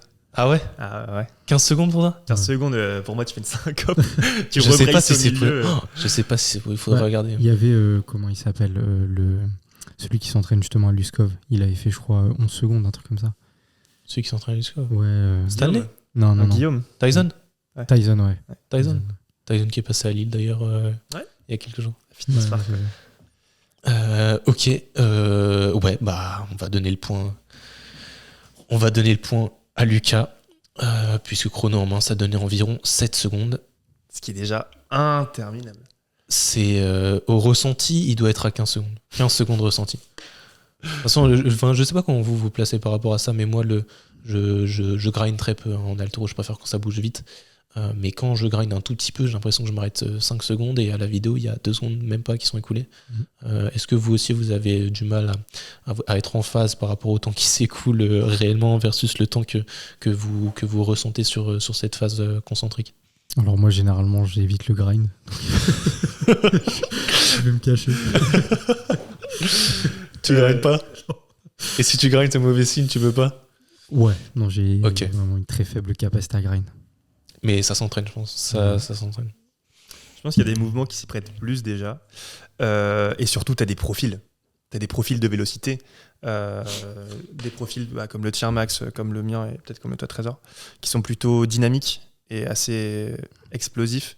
Effectivement, on a un sticking point qui dure un quart de seconde. On a l'impression qu'on va faire notre rep. Tu as des athlètes qui sont super lents. Avec, si on parle de vitesse, mètres par seconde, avec du 0,20, 0,25 sur un squat et qui va passer pour lui vachement facilement en fait. Donc non, pour moi c'est vraiment du profil plus le mouvement qui s'y prête plus ou moins. Grind dans un lock au soulevé de terre plutôt simple, rien que par la position. Ça dépend comment tu as engagé ton mouvement, hein. Tout dépend de ta position de départ et comment est-ce que tu as dégradé ta position. Un bench, ça se grind plutôt correctement. Par contre, grind un squat, là, il faut du mental aussi, hein. Ouais. Et Pana est plutôt bon pour ça aussi.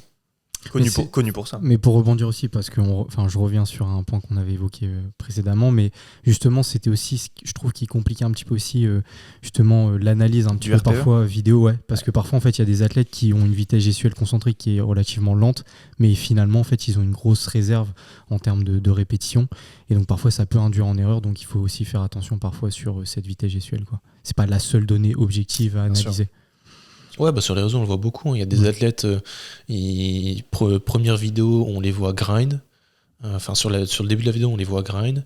Et après, c'est écrit x5. Ouais. Et tu te dis 5 fois encore, là, après ça Jade Jacob au terre. Hein. Exactement. Avec, c'est à elle que je pensais. Une mise en tension qui doit durer 4-5 secondes avant que la barre se lève. Ouais, très, très impressionnante. Pareil, c'est intéressant d'avoir les retours de son coach Stanley sur ça. Je sais pas s'il va faire un peu de contenu par rapport à ça. Il était déjà passé sur Relentless, il me semble, pour parler de Sheffield 23, mais athlète impressionnante, Jade Jacob. Ok, donc 7 secondes sur le grind du bench de Pana. On va passer sur les enchères. Les enchères, c'est toujours 2 points. Là, on a appelé à votre créativité, vos notions en prépa physique peut-être. Le but, c'est de me citer un maximum d'exercices qu'on peut réaliser au kettlebell. Et donc, Lucas, pour t'expliquer, les enchères à chaque fois, c'est chacun dit ce qu'il est capable de citer. Peut-être il y a surenchère, machin. Si toi, tu penses que t'es capable d'en citer 4, mais que Trésor dit 6, et finalement, tu penses peux en citer 7. Okay. Il y a un jeu d'enchères qui se fait jusqu'à ce que quelqu'un dise stop. Là, je pourrais plus monter, je pourrais pas en citer plus. Et donc, c'est celui qui remporte les enchères qui se colle au jeu de citer le nombre de choses qu'il a annoncé en 1 minute. En 1 minute seulement. Donc je laisse. Après, moi, il y en a certains que je connais, mais il y a certains noms que j'ai plus. Alors ça, on peut se trouver un accord tout de suite. Est-ce qu'on accepte les mimes? Est-ce qu'on accepte qu'il n'y ait pas de nom, mais qu'il y ait des mimes? C'est tous les exercices qu'on connaît, ou est-ce qu'il faut qu'ils soient dans la fédé? Il y a que 2, il me semble. Ouais. C'est les mouvements d'haltéro dans la fédé. Ouais. Dans tous les exercices qu'on connaît, disons que, voilà, ce que je vais faire, c'est... Si vous dites un nom d'exercice qu'on ne peut pas retrouver sur YouTube, où il n'y a pas une vidéo descriptive pour comprendre le mouvement, c'est mort. Concrètement, si vous ne pouvez pas le mettre sur votre prog et que votre athlète soit capable de trouver des ressources sur cet exercice-là, ça veut dire que ce n'est pas une bonne variante. Ça veut dire que c'est une variante trop personnelle ou trop inventée. Tu prends que des mouvements kettle talk. Ça arrive. Ça arrive. Ouais. Toi, t'en prog pas? J'en ai que un en tête, pour la prog F1 en tout cas. Ok. Sinon, moi je pense que je suis à 8. C'est déjà pas mal. Ah, 9. Ok, 9. Non, peut-être 10 en vrai. Ah, là, celui-là. Fais-nous rêver. On s'arrête sur ça, 10. J'aurais pas plus. C'est moi qui prends le chrono. Trésor, tu connais déjà. Ouais. C'est 1 minute seulement. Et je vais être intransigeant sur ce que tu vas me citer. De toute façon, on va prendre le temps de revérifier après ça. T'as 1 minute pour en citer 10, je t'en prie. Du coup, overhead press, Turkish get up, arraché, snatch, épaulé, en vrai, jeté. Bench, je sais pas si on peut l'appeler ça comme ça, mais si on peut faire du bench au kettlebell. Du swing. split squat ATG avec kettlebell, du front squat kettlebell. Je fais très simple, hein. Mais et le dernier je l'ai, mais c'est qu'on a le kettlebell comme ça s'apparente à un overhead press, mais c'est plus pour la stabilité entre guillemets, même si j'aime pas dire ça parce que c'est pas la réalité. Mais trouve-en un autre, t'as largement le temps. Il te reste 20 secondes. Du coup l'autre, du rowing. Rowing bûcheron. Ouais. Ah, tu te fais pas chier. Ouais, Tout simplement. Malheureusement, c'est aussi simple que ça. Ouais. C'est aussi simple que ça. Je pense pas qu'on va trouver beaucoup de choses beaucoup plus intéressantes que ça. Le kettlebell, c'est un outil super polyvalent. Ça permet de faire grossièrement tous les exercices qu'on fait aux haltères. Ouais. Mais c'est vrai que je m'attendais à ce que tu cites un maximum de variantes comme spécifique. Ouais, c'est ça, comme c'est Turkish, swing, machin. Ouais. Ce que tu cherchais, c'était du kettlebell bottom up. Ouais, c'est ça en anglais. Bottom up Ça, press. super Ouais, au c'est bench ou en dev militaire. Ouais. Mais ouais, je pensais que tu allais Press. parler de super spécifique. Là, je me suis fait niquer. Ah ouais. C'est peut-être pas un faute aussi, j'aurais pu préciser un peu plus les règles. Mais très intéressant, du coup, c'est celui-là que tu utilises toi pour tes prog FA. Ouais, principalement, ouais. Ouais. Bench un bras bottom up et pourquoi pas avec un élastique entre les mains. Ah ouais, ok. Ouais. Toi, tu fais abduction, limite un peu de rota externe. Ouais. Et Turkish. Non. Turkish, oui. Turkish, très intéressant, pas facile. Oui, plutôt mais en très intéressant. je le mets quasiment que en présentiel. Parce que Tu veux encadrer, tu veux parer. Ouais. Tu veux parer. je veux parer et je veux surtout un Turkish get-up. En fait, c'est super technique. Ouais. Alors oui, je passe debout avec une extension de hanche, une fente, etc. Mais ça peut tellement vite être dégradé et ressembler en fait plus à grand chose et aucun bénéfice que non, je le mets pas en distanciel. Ouais. Bon, du coup, là, ça s'adresse vraiment à la FA. Mais sinon, on a déjà parlé du KB Swing qui peut être une très bonne variante, très bonne alternative pour le développement de la puissance en triple extension. Très bien. Ouais. Par rapport à l'haltérophilie qui va peut-être un peu plus compliqué à appréhender. Et sinon, après, il y a tous les exercices de rowing suitcase, du coup, en unilatéral. Il y en a un qui s'appelle le Renegade Row, qui a été un petit peu taillé sur les réseaux ces derniers temps. C'est une variante où on est en position pompe sur les kettlebells et où on fait le tirage. Donc, ça, variante qui est très populaire parce que facilement réalisable au kettlebell, mais un peu moins, présente pas mal de limites, peu d'intérêt. Et sinon, ouais, globalement, tous les exercices qu'on peut faire aux haltères. Ouais. Énormément d'exercices de corps, CORE. Oui. Avec le kettle, ça c'est génial. Et de toute façon, pour moi, le but d'utilisation du kettle en prépa physique, si c'est pas pour l'explo, c'est pour de l'instabilité. Ok. Ouais. L'instabilité dans tous les sens, hein, que ce soit de manière localisée sur une articulation avec ce qu'on parlait du bottom-up ou du travail. Ouais, donc le bottom-up, si on décrit bien, on a le kettlebell dans l'autre sens, c'est-à-dire le poids au-dessus de la main. C'est ça. Et ça force en fait à aligner les points de. T'alignes tes segments. Ouais, c'est ça. Et pour réaliser le mouvement. Souvent, on pense que c'est ton grip qui est facteur limitant. Alors oui, il faut quand même un bon grip pour le maintenir. Mais en fait, toute l'instabilité, elle va souvent venir de l'épaule. Ouais. Tant qu'on a un coude verrouillé, en tout cas. Mais ouais, tout ce qui est showcase ou même travail avec de la charge en asymétrie. Ça, je trouve ça super. Ouais, très intéressant. Et tout ce qui est anti-rotation. Exact. Ouais. Bon outil. Bon outil, kettlebell. Bon outil. Faut apprendre à. Ouais, c'est pas facile à appréhender, mais. Bon outil, pour moi, aujourd'hui, par exemple, ce qui existe, c'est des formations kettle, où tu as des mecs qui vont te vendre que le kettle, c'est la vie et tu peux tout faire avec. Non, pour moi, ça présente quand même énormément de limites. Aurélien Broussal. Non, mais tu vois, par exemple, je kiffe ce qu'il fait. Je kiffe ce qu'il fait, Aurélien. Mais au bout d'un moment, il faut quand même être assez objectif pour dire que ton kettle, c'est un outil supplémentaire, mais c'est pas l'outil principal d'une séance. Ouais. Le baseball contre, aussi. Il aime trop faire la promotion. Aujourd'hui, si vous voulez le mace bell, ouais. Mais par exemple, si aujourd'hui vous voulez être champion d'un sport de force, le kettle, pourquoi pas, hein. C'est ce qu'on disait quand on a parlé des championnats d'Europe, championnats du monde. Ouais, c'est des crossfitters qui se perdent et qui disent mais il y a un record à aller taper par là. Ouais. Très intéressant. Finalement, ça fait 2 partout. Ça fait 2 partout. Puisque 13 reprend la main sur ses enchères. T'as une petite question pour départager ou pas? J'ai rien prévu de plus. Qu'est-ce que je pourrais vous demander? Non, tu sais, on peut aussi finir en étant copains. C'est bien qu'on reste sur cette note-là aussi. C'est ça. C'est bien, c'est positif. C'est le vivre ensemble, quoi. Les gars, merci beaucoup d'avoir participé à cette émission. J'espère que vous êtes bien amusés, que c'était intéressant, enrichissant pour vous comme pour ceux qui nous écoutent. On espère que vous nous ferez un maximum de retours aussi sur ça, sur ces conversations. On a quand même vu pas mal de sujets. On a eu pas mal de sujets et encore, je trouve qu'il y a tellement de choses à Il dire. y a trop de choses. En vrai, on a vu, mais on a survolé quand même beaucoup de choses. Ouais, mais bon, après, sinon, ça fait des épisodes de... Ouais, ou des épisodes trop spécifiques. Ouais, et donc là, je pense que le tout venant peut venir écouter et ressortir avec des informations intéressantes à appliquer. Déjà sur la prépa mentale qu'on n'a jamais réussi à trop aborder correctement, qui ça peut s'avérer un peu flou, un peu compliqué à mettre en place et qui finalement a des applications pratiques très simples. Ouais. Bah en fait, pour des sportifs qui ont en objectif principal de la performance, c'est vraiment relativisé sur... c'est tellement multifactoriel qu'il faut, oui, se focaliser sur son entraînement, mais pas que.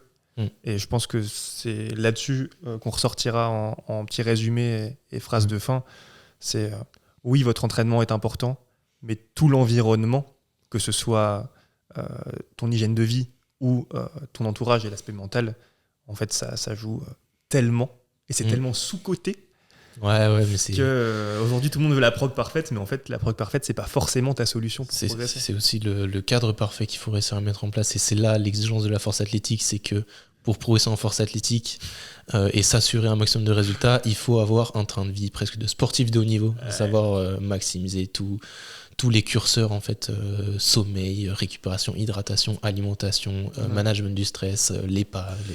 Moi j'aimais bien, je sais plus si c'est Rudy Koya ou Nassim qui disait ça, mais qui disait il n'y a pas deux meilleurs exercices, il y a ton meilleur exercice. Ouais. Et, tu vois, par exemple pour un groupe musculaire, mais en gros il n'y a pas la programmation ou la structure parfaite, il y a ta structure parfaite. Et ça, en fait, la force athlétique, c'est juste la quête de ta structure parfaite que vous et votre coach devez trouver, devez identifier, devez dessiner au travers de blocs d'expérimentation, et qui est en de travail. Constante évolution. Absolument. Bah, finalement, on revient au modèle biopsychosocial, quoi. Exactement. Toujours. Très bien. Non, moi j'ai une dernière, peut-être. Non, pour finir sur ça quand même. Non, allez, vas-y. Très simple, ce sera sur peut-être des formations que tu as peut-être à recommander, même des ouvrages, que ce soit en préparation mentale, physique, même en programmation, pour partager un peu aux gens aussi, ça peut être intéressant. Je réfléchis parce que il faut du tout public, entre guillemets. Aujourd'hui, je pense qu'Internet, c'est compliqué de s'instruire sur Internet parce que rien que pour faire du clic, on va te vendre la solution et son contraire.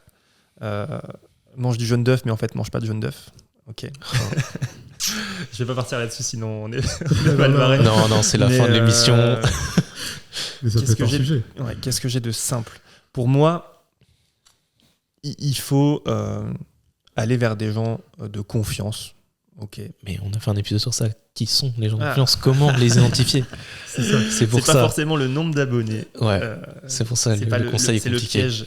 Ouais. Non, si j'essaye de parler d'ouvrages, en fait, je lis tellement moi des ouvrages qui te cassent le cerveau au bout de 3 pages parce que c'est très spécifique que j'aurais pas grand-chose à recommander en tout public et de la lecture simple. Même si c'est pas tout public, peut-être il y a des gens qui s'amuseront à expérimenter. Qu'est-ce que tu as lu récemment qui t'a marqué ?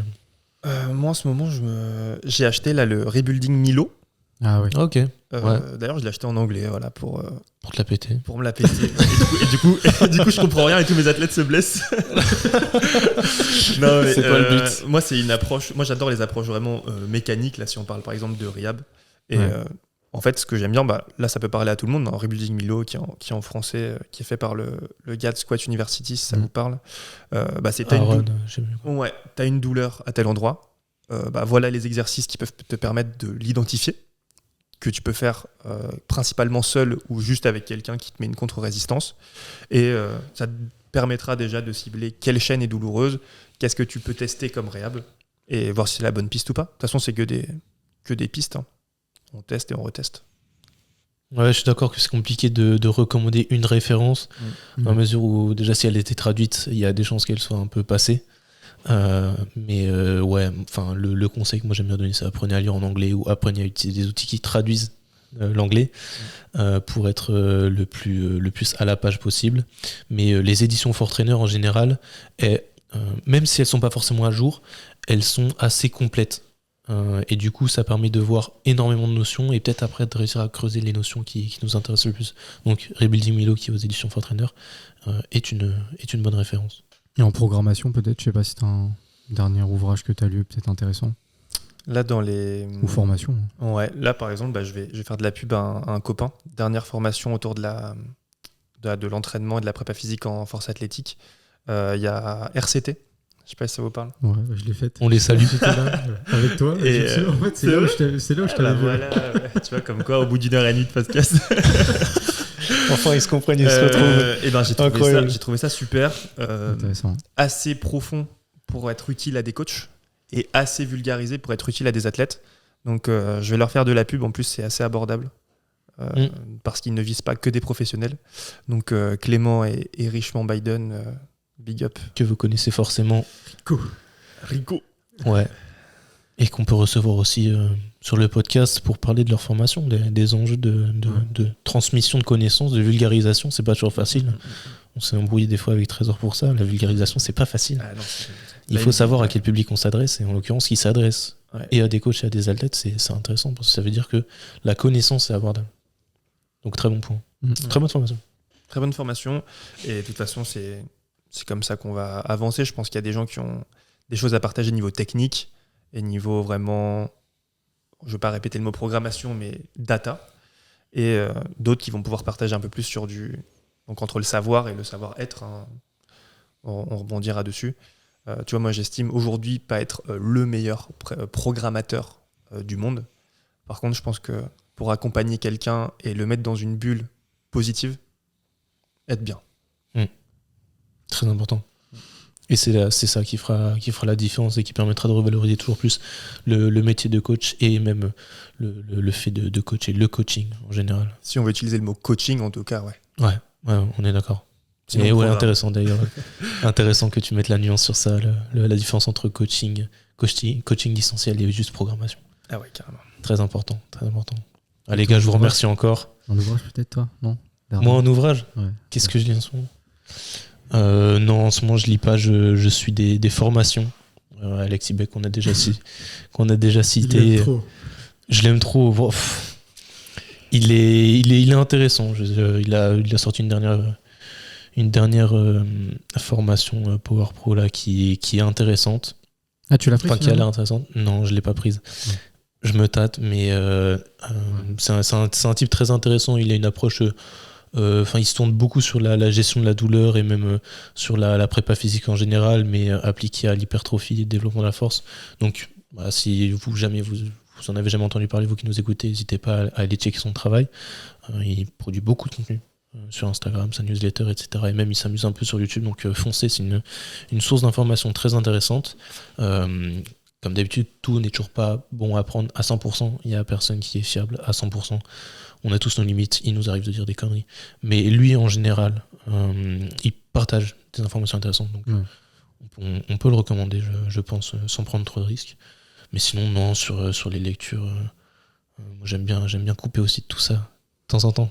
C'est bien de lire d'autres choses. C'est important. Donc non, on vous invite aussi à décrocher. C'est peut-être quelque chose dont il faut parler aussi, la capacité à récupérer et à déconnecter mentalement de ses entraînements pour avoir un vrai jour de repos. Et pas un jour de repos où on pense tout le temps à la veille et au lendemain et où finalement on se repose pas. Voilà, on s'arrête sur ça, mesdames et messieurs. Putain, j'ai envie de rebondir là-dessus. Prochaine. On note. Et si jamais vous avez des questions par rapport à ça, n'hésitez pas. Je communique à chaque fois les questions que vous nous posez pour que soit nos invités, Trésor, moi, ou peu importe, puissent y répondre et vous éclairer. Merci encore d'avoir participé à cette émission. C'était un échange très intéressant. Très cool, ouais. Et en fait, c'est pas la fin, il y en aura sûrement d'autres. On peut se dire à une prochaine. À bientôt. Hein. On peut se dire à une prochaine. Merci les gars. Ouais, et merci. Salut, merci de nous écouter encore. Ouais. Allez, salut à tous.